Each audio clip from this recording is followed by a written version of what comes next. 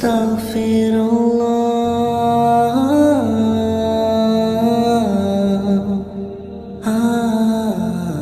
وجنوده وأنصاره ومن جهد في سبيله إلى يوم الدين. قال الله تعالى في القرآن الكريم: أعوذ بالله من الشيطان الرجيم، بسم الله الرحمن الرحيم. يا أيها الذين آمنوا كتب عليكم الصيام كما كتب على الذين من قبلكم لعلكم تتقون. وقال أيضا: ومن يتق الله يجعل له مخرجا ويرزقه من حيث لا يحتسب. صدق الله العظيم وصدق رسوله النبينا الكريم ونحن على ذلك من الشاهدين ولا حول ولا قوة إلا بالله العلي العظيم. فيا عباد الله اتقوا الله حق تقاته ولا تموتن إلا وأنتم مسلمون. Amma ba'd. Segala puji bagi Allah yang berikan nikmatnya kepada kita semua, sehingga di hari yang berkah ini, di hari ke-12 di bulan suci Ramadan, Allah Subhanahu wa ta'ala hadirkan kita di masjid ini. Semoga kehadiran kita di masjid yang mulia ini menjadi bukti cinta kita kepada Allah Subhanahu wa ta'ala. Kita tinggalkan seluruh aktivitas jual beli kita, kita tinggalkan seluruh aktivitas perniagaan kita, dan di tengah siang hari ini kita menundukkan diri kita kepada Allah Subhanahu wa ta'ala. Semoga kehadiran kita di masjid ini menjadi jalan kemuliaan dan keberkahan untuk diri kita, keluarga kita, masyarakat kita, dan kita diizinkan oleh Allah Subhanahu wa ta'ala untuk dimatikan dalam keadaan husnul khatimah. Amin ya rabbal alamin. Salawat dan salam semoga tercurah dan terlimpah kepada junjungan kita Nabi besar Muhammad sallallahu alaihi wasallam beserta para keluarga, para sahabat, dan para pengikutnya hingga yaumil akhir. Ma'asyiral muslimin, sidang Jumat yang dirahmati Allah. Ramadan erat kaitannya dengan rezeki. Bagi mereka-mereka yang mungkin rezekinya saat ini sedang ditahan oleh Allah Subhanahu wa ta'ala, berbahagialah dengan Ramadan. Karena Ramadan akan membuka pintu rezeki itu. Mereka-mereka yang berhasil di bulan suci Ramadan, Allah janjikan la'allakum tattaqun. Mereka akan menjadi orang-orang yang bertakwa. Maka ganjaran bagi orang-orang yang bertakwa ini Allah juga sebutkan di dalam ayat yang lain. Di dalam ayat lain disebutkan wa may yattaqillaha yaj'al lahu makhraja. Barang siapa yang bertakwa kepada Allah Subhanahu wa ta'ala, maka akan dibuka jalan keluar dari segala masalahnya. Konteks ayat ini bukan masalah akhirat, tapi konteks ayat ini adalah masalah dunia. Yaj'al lahu makhraja. Akan Allah Subhanahu wa ta'ala buka masalah-masalahnya, problem-problem kehidupannya di dalam kehidupan dunia, maka dimudahkan. Bagi siapa? Bagi mereka-mereka orang yang bertakwa. Wa yarzuqhu, dan akan diberikan rezeki min haitsu la yahtasib, dari arah yang tidak disangka-sangka. Bagi mereka yang memahami tentang hakikat ini, maka pastinya akan bersungguh-sungguh di bulan suci Ramadan. Karena pahala yang Allah Subhanahu wa ta'ala berikan bukan hanya di akhirat, tapi juga dalam kehidupan dunia. Seandainya sekarang ini kita lihat di negeri kita sekarang terjadi krisis ekonomi, sepatutnya tidak demikian. Takdirnya umat Islam disebutkan dalam surat An-Nur ayat 55, Disebutkan wa'adallahu alladhina amanu minkum wa 'amilus salihati la yastakhlifannahum fil ard kama istakhlafa alladhina min qablihim. Allah telah berjanji kepada orang-orang yang beriman dan orang-orang yang beramal soleh di antara kalian, Allah akan berikan kepemimpinan, kejayaan, kemuliaan, warisan atas seluruh kehidupan dunia sebagaimana Allah telah berikan kepada orang-orang sebelum mereka. Maka mereka-mereka yang memahami tentang ayat-ayat tentang rezeki ini memahami betul bahwa Allah Subhanahu wa taala memudahkan rezeki kepada siapa yang dikehendakinya, dan siapa yang dikehendakinya itu adalah mereka-mereka yang bertakwa. Karena ada banyak mispersepsi di antara umat Islam. Kalau disebutkan Islam maka konotasinya miskin. Kalau disebutkan umat Islam konotasinya meninggalkan dunia. Kalau disebutkan Islam maka dia tidak mendapatkan bagian di dunia, hanya dapatkan bagian di akhirat. Padahal fakta sejarahnya tidaklah demikian. Fakta sejarahnya umat Islam menguasai bumi selama 700 tahun lamanya. Setelah wafatnya Rasulullah Sallallahu Alaihi Wasallam, maka bumi diserahkan kepada umat Islam 7 abad lamanya. Dan itu, kalaulah jamaah sekalian berkesempatan pergi mengunjungi negara Turki, maka di sana akan dilihat begitu luar biasanya peradaban yang sebelumnya dikuasai oleh umat Islam.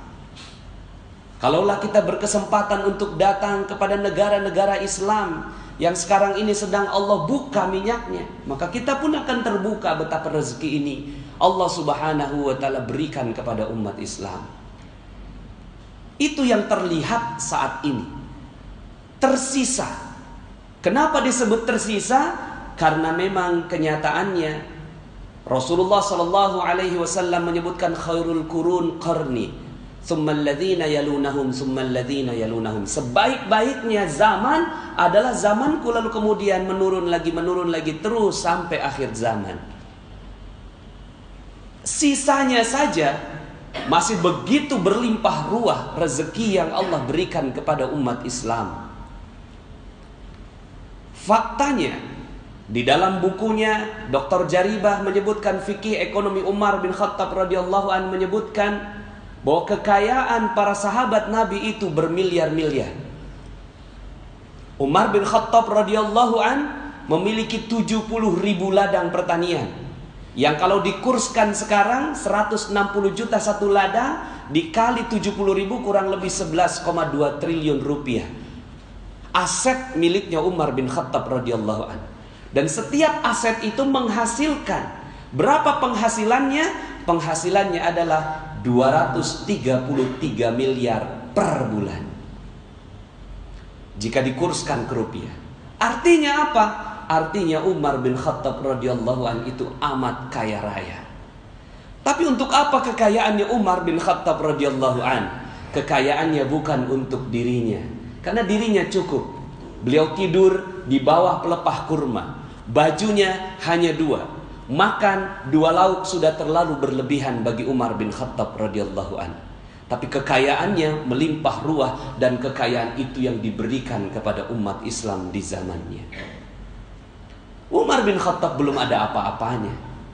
Ada sahabat yang lebih kaya daripada dia, yang namanya Abdurrahman bin Auf. Dalam sejarah disebutkan setiap Abdurrahman bin Auf berjalan, lalu kemudian dia lihat ada batu, lalu kemudian batunya dibuka, maka di bawahnya ada emas. Masya Allah, inilah keajaiban zaman itu. Di bawahnya ada emas. Karena memang Allah yang maha memindah-mindahkan segala harta.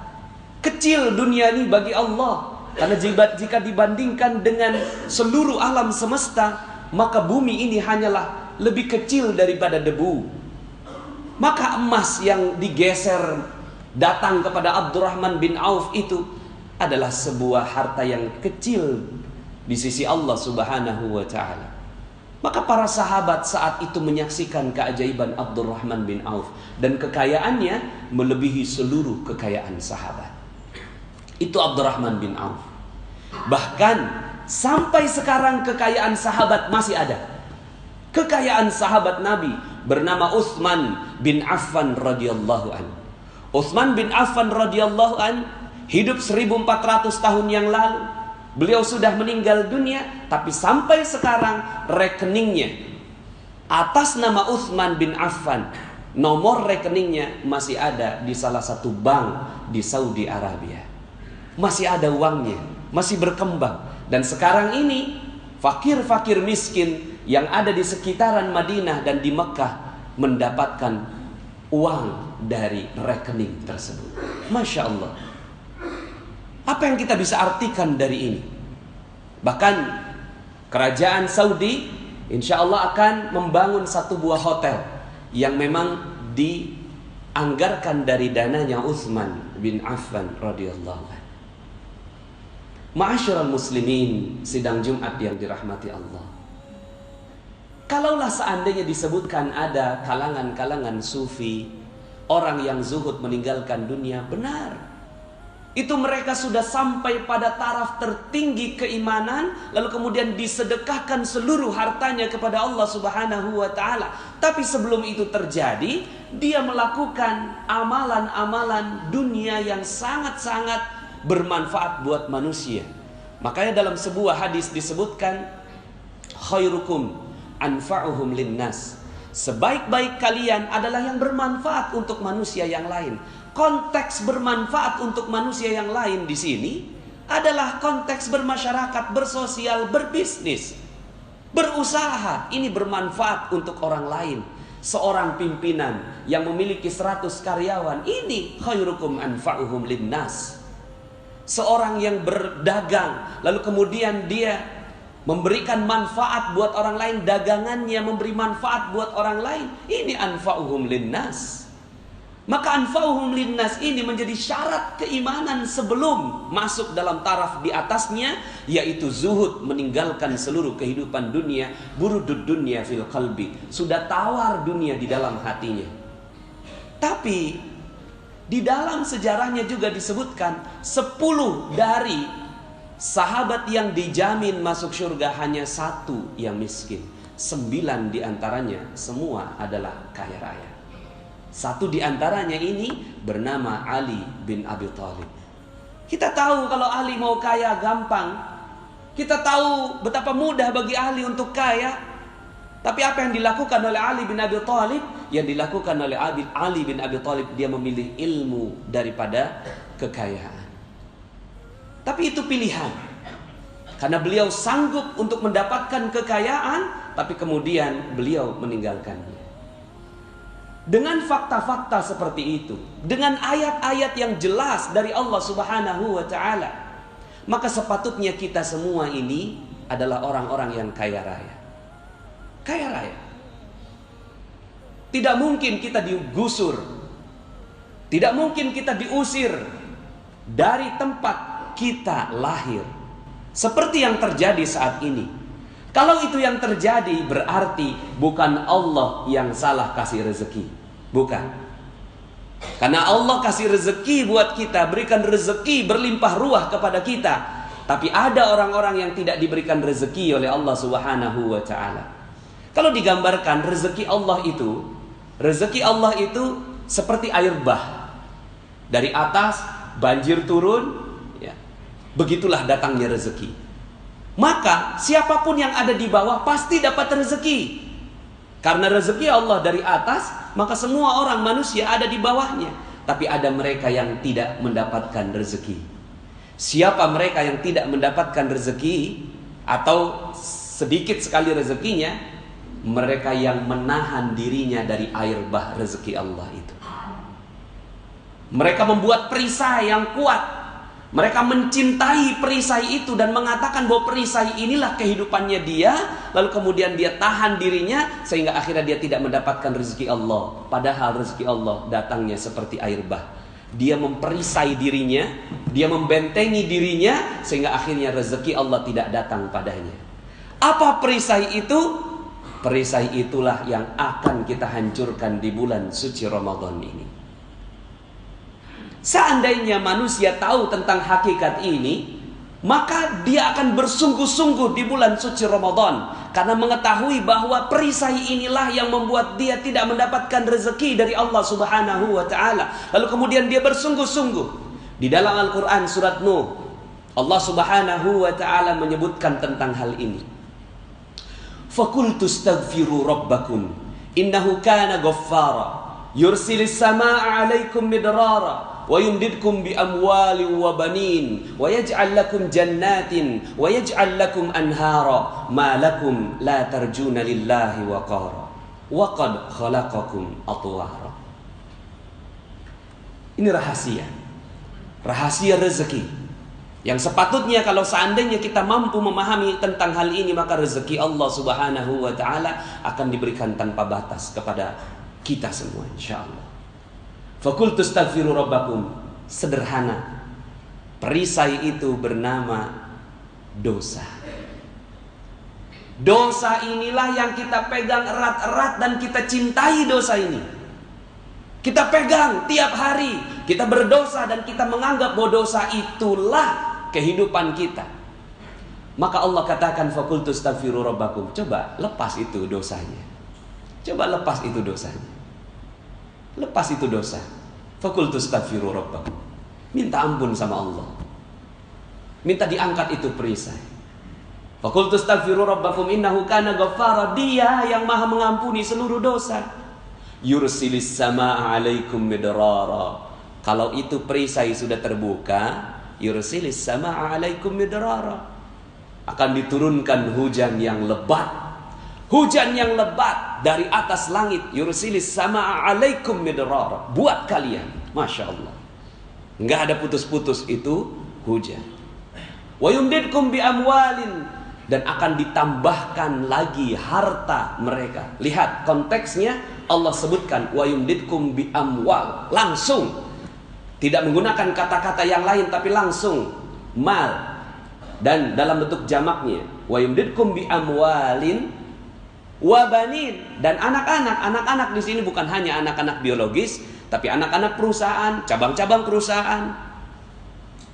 Wa banin wa yaj'al lakum jannatin. Dan Allah berikan kepada kalian tambahan-tambahan kebun-kebun, seperti kebun kurma, kebun-kebun pertanian dan segala macam yang subur. Dan bukan kalian yang menyirami itu, wa yaj'al lakum anhara. Allah sediakan juga airnya untuk membuat seluruh kebun-kebun itu subur. Masya Allah. Ini janji Allah.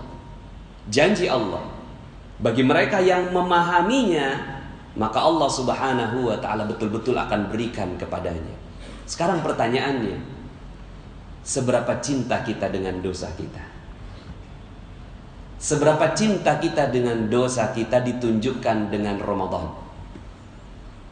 Kalau kita cinta dengan Ramadan, maka kita akan bersungguh-sungguh sampai hari terakhir di bulan suci Ramadan. Kalau kita cinta dengan dosa kita, paling di minggu pertama saja semangatnya di bulan Ramadan. Maka Rasulullah SAW mengatakan, man shoma Ramadana imanan wahtisaban ghufira lahu ma taqaddama min dzambi. Barang siapa yang berpuasa di bulan suci Ramadan dengan penuh iman, wahtisaban, dengan penuh perhatian, sungguh-sungguh, hati-hati, seperti melewati jalan, ada duri, ada paku, maka di jalannya hati-hati. Ini cirinya mereka yang betul-betul menikmati Ramadan. Hati-hati dia, matanya dibikin hati-hati, telinganya hati-hati, mulutnya hati-hati, hatinya hati-hati, pikirannya juga tidak berpikir yang macam-macam. Hati-hati, wahtisaban. Maka orang-orang yang seperti ini, kata Rasulullah SAW, ghufira lahu ma taqaddama min dzambi. Akan dibuka semua perisainya oleh Allah Subhanahu wa ta'ala. Masya Allah. Masyarul muslimin sidang Jumat yang dirahmati Allah. Ada banyak sekali kisah. Salah satu kisah yang mungkin Allah berikan untuk kita di depan mata kita. Di depan mata kita. Betapa Allah mudah saja memberikan triliunan rupiah buat seorang hamba. Khatib tinggal di Depok. Ada satu masjid yang ajaib, namanya Masjid Kubah Emas. Wallahu a'lam cerita apa yang ada di baliknya. Terlalu banyak versi tentang kubah emas itu. Tapi khatib percaya bahwa Allah kalau mau kasih rezeki ya begitu. Allah kalau mau kasih rezeki mudah bagi Allah. Kita percaya bahwa rezeki kita UMR. Kita percaya rezeki kita cuma 5 juta, 10 juta, 15 juta. Kita percaya. Tapi bagi orang-orang seperti Dian Al-Mahri, pemilik kubah emas, dia yakin bahwa rezeki Allah maha tak terbatas. Mudah bagi Allah kasih 1 triliun buat beliau. Maka Allah berikan buat dia. Kita juga gak butuh banyak-banyak. Kita butuhlah 30 juta, 50 juta sebulan untuk hidup yang baik. Tapi selama ini yang kita lakukan 30 juta, 50 juta, 100 juta satu bulan yang kita lakukan bergantung kepada manusia. Lalu kita cinta dengan dosa kita. Akhirnya jangan 100 juta per bulan, 3 juta aja rasanya terlalu berat buat kita. Maka mari sama-sama khatib mengingatkan pada diri khatib sendiri. Rezeki kita terbatas bukan karena Allah tidak mau kasih rezeki, tapi karena kita terlalu cinta dengan dosa kita. Barakallahu li wa lakum fil Qur'anil azim wa nafa'ni wa iyyakum bima fihi minal ayati wa dzikril hakim wa taqabbala minni wa minkum tilawatahu innahu huwal ghafur. Astaghfirullah.